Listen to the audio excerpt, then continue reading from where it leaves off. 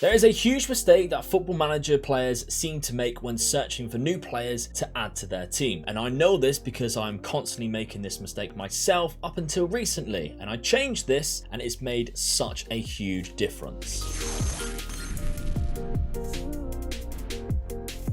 Before I go into depth about this, I just want to say a big thank you to everyone commenting and liking on these videos recently. It seems to be really helping the push for a YouTube justice for Omega Luke. I think it seems to be working, viewers, so keep on please commenting and keep this momentum going if we can. Also, the Omega Luke snapback is now available to buy. The link is down in the description should you wish to purchase one.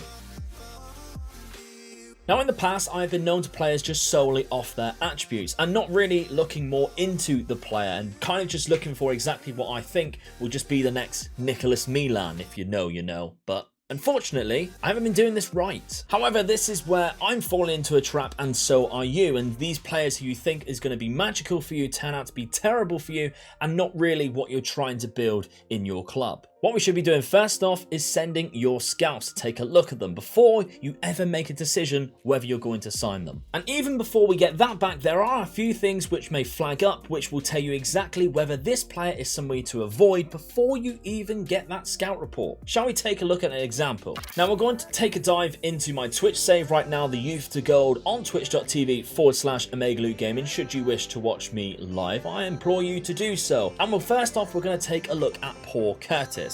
Now on the surface, he looks great. The attributes, great attributes. A few weaknesses, but at 19, he could potentially grow into what we are really looking for at my club. However, personality, unambitious. Let's not go there. Of course, I always mention it in every Wonder Kid Spotlight. The two things we need for player development is professionalism and ambition. His ambition.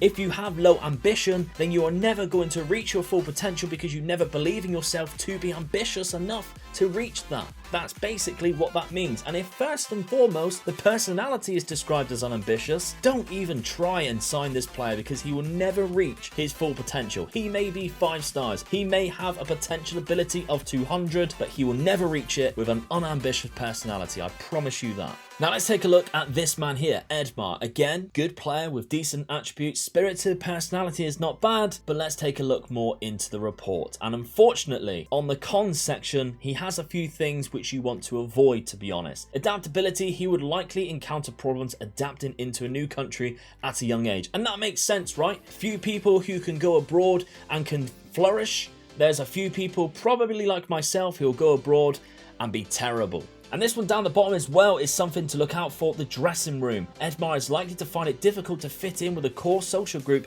and is more likely to slot into a secondary group. Now that could be even worse. It could be a peripheral figure in your club and you definitely do not want to have that. So let's take a look more into the dynamics and your team cohesion. Of course, we have team cohesion here in the dynamics section on your menu, and you want that to be green first and foremost, but the further to the right, the better that it is. And you can see here on my Youth to Gold, a very good team cohesion, and that can obviously be changed through getting players into your social groups and of course training schedules by doing community services and team bonding exercises. That all helps team cohesion. Not to mention your tactical familiarity will also benefit hugely from team cohesion, so it will actually benefit you on the pitch as well. And in doing so, this will also increase the club atmosphere. The further to the right this is, the better the morale of the club is, which means again your team performances will improve. Better morale, better performances. Now I'm actually terrible at team management, as you can see by all of these players here who have issues that I am just too lazy to deal with. Every time they want to speak to me, I just send the assistant or decline it. I decline it because I'm too lazy, and you should never be like, don't be like me. Please do not be like me. Plus I'm live. I don't want to have loads of conversation with my players. I want to get to the games. I want people to enjoy themselves. On the top here though, we have social groups. Perfect scenario, you have just one core social group and every single one of your first team players is in that social group. Fortunately for me, I do have a team leader in every single one of my social groups other than others. That poor lad down the bottom, or by himself. Stop crying, lad. You want to be searching for those players who your scouts will think will suit and fit into your core social group, like this man, Aurelio. He has that dressing room attribute as a pro this time round in the green section where you need it to be. However, if we do take a look at his cons, you will want to avoid him. Yes, on his cons, he has the adaptability con. Might not adapt well to moving abroad at such a young age, which we alluded to earlier, and it's an even darker color this time round, which means it's even worse than before, and he has a huge injury problem. He might have problems with injuries. He has a high injury proneness attribute. That is just an absolute no-no. Not great. Avoid again. The big one for me recently, though, we can see with this new gen, who, by the way, has the coolest name I've ever seen on Football Manager, Raimundo. Now, on the surface, Raimundo looks unbelievable. He has 20 determination. He has great teamwork of 18 as well. He looks like the perfect team member that you want to include in your team. He is 18 years of age and his attributes are fantastic for a centre-back. You want to sign him, don't you?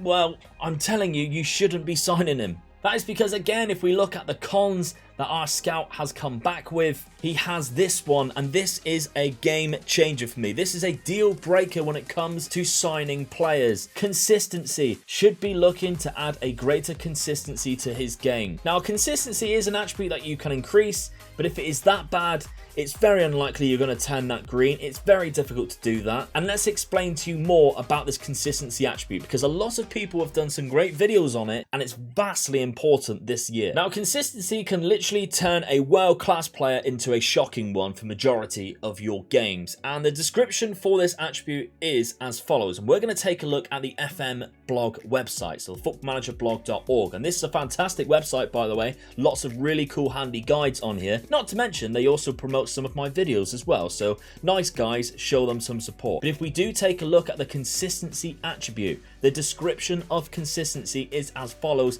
Information on how likely the player is going to perform to his maximum ability in virtually any specific match. Consistency just influences on technical as well as mental attributes. As a result, players who have superior physical attributes are not going to be significantly less suffering from weak consistency. So in other words, bad consistency can really affect how your player performs mentally and technically. Physicals, not so much. So physicals, you should be fine. But if you have a player with good technical and mental attributes with low consistency, what's the point? He's never going to perform at that level. So going back to Raimundo here, on the surface, yes, he looks fantastic. You would probably sign him straight away, but for me personally, bad consistency means I will totally avoid him. And this is where we look at the good examples, viewers. This is a player that I've actually signed for Holstein Kiel, my youth to gold, Christopher Harden. Now, Christopher Harden is a fantastic centre-back, 20 years of age, and he's grown into what I consider to be perfect, maybe a little bit more headed, but that's fine. He has fairly professional personality. He is 6'3". He has great attributes for where he plays, and if we take a look at the coach and scout reports,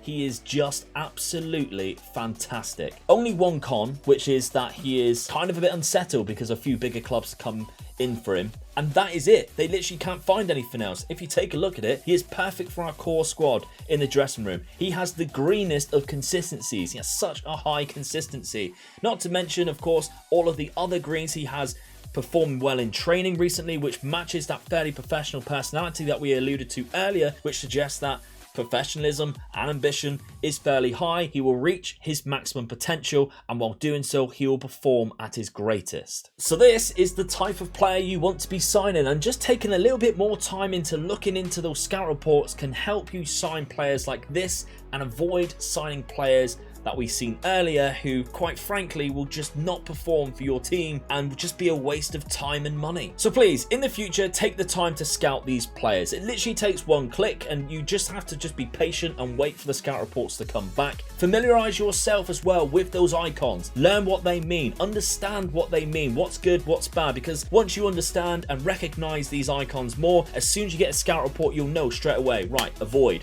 right, sign. That's how these judgments work. For me now, looking at these scout reports, it's an instant yes, I want him, or an instant no, I don't want him. All it took was just to get that scout report back. So I hope this has really helped you, and I hope this guide is something that you will learn from, and if it has, then please consider subscribing if you haven't done so already, or at least give me a lovely little thumbs up and a comment down below whether you already do this, whether you haven't done this, what you learned from this video. I would really appreciate any feedback on what you think on this subject matter, because it's all well and good signing what you think will be the best player in the world. If it has some cons like like that, then can you really justify signing them? What is really the point? So thank you very much for watching the video. I really appreciate it. Links for the playlist for the Wonder Kid Spotlights down below, or my Twitch channel, that's also down there. Not to mention you can buy a hat, viewers. If you want to buy a hat, go down there and buy a hat. I will see you very soon, probably on another video. Hopefully I'll pop up in your recommendations now that I'm getting back into the YouTube algorithm, and you'll decide, yes, I want to click on that guy's video.